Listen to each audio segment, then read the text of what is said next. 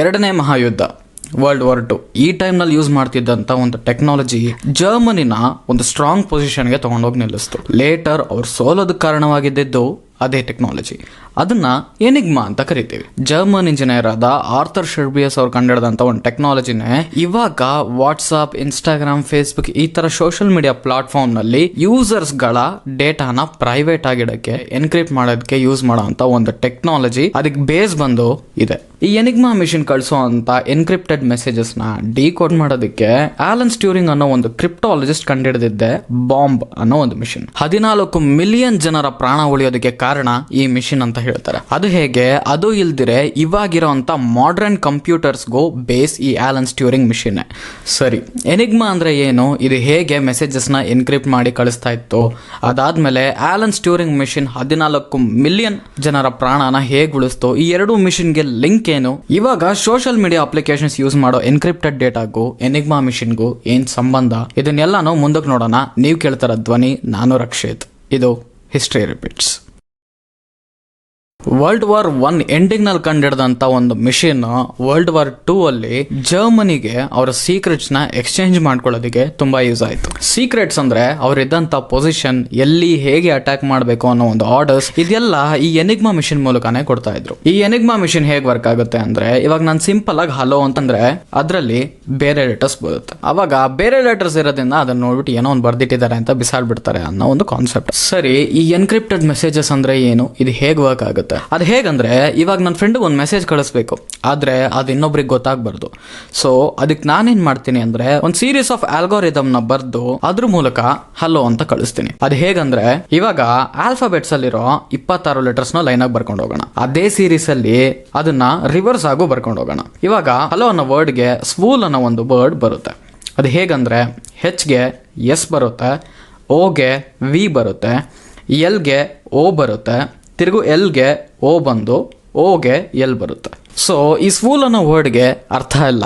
ಅದನ್ನ ಇನ್ನೊಬ್ರು ನೋಡಿದ್ರು ಅವ್ರಿಗೆ ಅರ್ಥ ಆಗಲ್ಲ, ಅದನ್ನ ಬಿಸಾಡ್ಬಿಡ್ತಾರೆ. ಆದ್ರೆ ಇದೇನಾದ್ರೂ ಆಲ್ಗೋರಿದಮ್ ಗೊತ್ತಿರೋ ಅಂತ ನನ್ನ ಫ್ರೆಂಡ್ ಕೈಗೆ ಸಿಕ್ಕಿದ್ರೆ ಅವನು ಅದನ್ನ ಡಿಕೋಡ್ ಮಾಡಿ ಹಲೋ ಅಂತ ಹೇಳಿದೀನಿ ಅಂತ ಅರ್ಥ ಮಾಡ್ಕೊಳ್ತಾನೆ.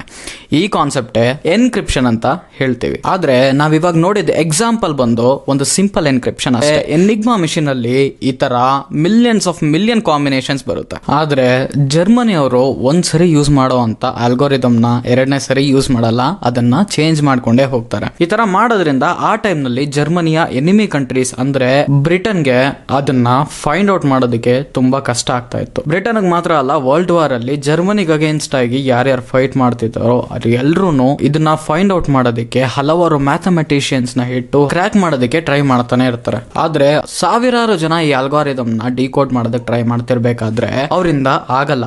ಯಾಕಂದ್ರೆ ಅಲ್ಗಾರಿದಮ್ ಬಂದು ಡೇ ಬೈ ಡೇ ಚೇಂಜ್ ಆಗ್ತಾನೆ ಇರೋದ್ರಿಂದ, ಅದು ಇಲ್ದಿರೆ ಅದರಲ್ಲಿ ಮಿಲಿಯನ್ ಕಾಂಬಿನೇಷನ್ಸ್ ಇರೋದ್ರಿಂದ ಅದನ್ನ ಫೈಂಡ್ ಔಟ್ ಮಾಡೋದು ತುಂಬಾ ಕಷ್ಟ ಆಗ್ತಾ ಇತ್ತು. ಆ ಟೈಮ್ ನಲ್ಲೇ ಆಲನ್ ಟ್ಯೂರಿಂಗ್ ಅನ್ನೋ ಒಂದು ಕ್ರಿಪ್ಟಾಲಜಿಸ್ಟ್ ಬಾಂಬ್ ಅನ್ನೋ ಒಂದು ಮಿಷಿನ್ ನ ಕಂಡಿಡ್ತಾರೆ.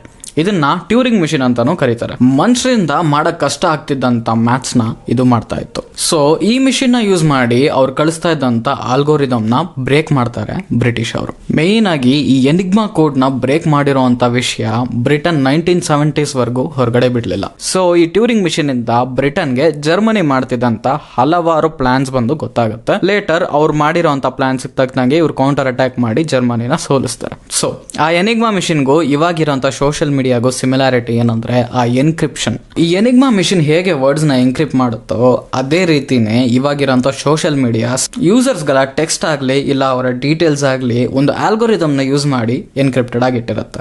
ಸಪೋಸ್ ಈ ಡೀಟೇಲ್ಸ್ ನ ಯಾರಾದ್ರೂ ಕದ್ರು ಅದ್ರಲ್ಲಿರೋದು ಕೋಡೆ ಹೊರತು ಏನು ಇಲ್ಲ ಅಂತ ಬಿಟ್ಬಿಡ್ತಾರೆ. ಆದ್ರೆ ಆ ಆಲ್ಗೋರಿದಮ್ ನ ಕರೆಕ್ಟ್ ಆಗಿ ಫೈಂಡ್ ಔಟ್ ಮಾಡ್ಬಿಟ್ಟು ಅದನ್ನ ಡಿಕ್ರಿಪ್ಟ್ ಮಾಡಿದ್ರೆ ಅದೇನು ಅಂತ ಗೊತ್ತಾಗುತ್ತೆ. ಸೊ ಎನಿಗ್ಮಾ ಮಿಷಿನ್ ಇಂದ ಈ ತರದ ವಿಷಯಗಳನ್ನ ಅಡಾಪ್ಟ್ ಮಾಡಿದ್ರು. ಆದ್ರೆ ಟ್ಯೂರಿಂಗ್ ಮಿಷಿನ್ ಇಂದನೇ ಮಾಡರ್ನ್ ಕಂಪ್ಯೂಟರ್ಸ್ ಬಂದು ಡೆವಲಪ್ ಆಯ್ತು. ಆದ್ರೆ ಇವಾಗ ಟೆಕ್ನಾಲಜಿ ಬಂದು ಎಲ್ಲೋ ಇದೆ. ಸೊ ನೆಕ್ಸ್ಟ್ ವಿಡಿಯೋದಲ್ಲಿ ನಿಮ್ನ ನೋಡ್ತೀನಿ. Rakshit here, signing of.